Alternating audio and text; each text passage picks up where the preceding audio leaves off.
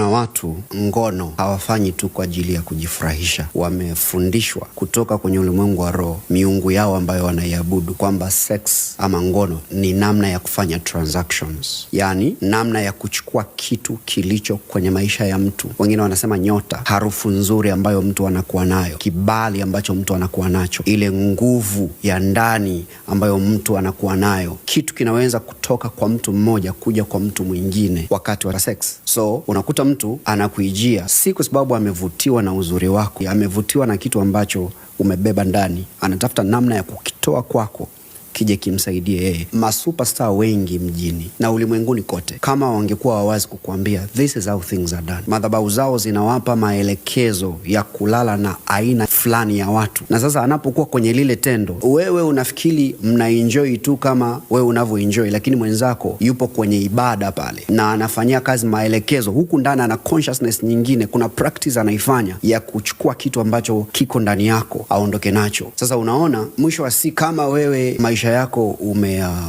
umeyafungamanisha kwenye vitu vidogo vidogo, kama pesa unazopewa baada ya mtu kulala na wewe, vitu anavyokununulia, sijui simu, umeilipiwa code. Yani mtu anakupa toy alafu ameondoka na dhahabu kwenye maisha yako, lakini you are not aware. Kwa nini? Kwa sababu nafikiri kila mtu anayekuijia amekuja kufurahi na wewe. Sex is transactional, especially mtu anapokuwa anafanya vitu vya kiibada, vya kiroho wakati anapokutana na wewe. Sasa kama anaweza kukulipia vitu fulani fulani, akakupa hela, akakununulia vitu fulani fulani ili achukue kitu ambacho kiko ndani yako, manake kitu kilichoko ndani yako ni kikubwa kuliko hiyo hela ya kodi ambayo unaitaka, kuliko hizo simu ambazo unataka. Maana yake ni kusema ulipaswa kuwa na akili sasa ya kujua kulinda hicho kitu. I need to protect my energy so that nisiangukie mikononi mwa watu wabaya. Unachoibiwa ni kikubwa sana kuliko unachopewa. Ni vizuri sana kujikumbusha kuwa na nidhamu ya kimakusudi kabisa, kwamba unajitunza. Inapokuja kwenye issue ya sex, umejiwekea mipaka mikubwa sana. Yusufu hakuwa kijana pekee katika lile taifa. Kwa nini umama alikuwa anamngangania yule dogo? Ni kwa sababu ya kitu ambacho yule kijana alikuwa amebeba. Wakati fulani unaofuata, Yusufu amekusudiwa kuwa mtu mkubwa kwenye taifa, japokuwa leo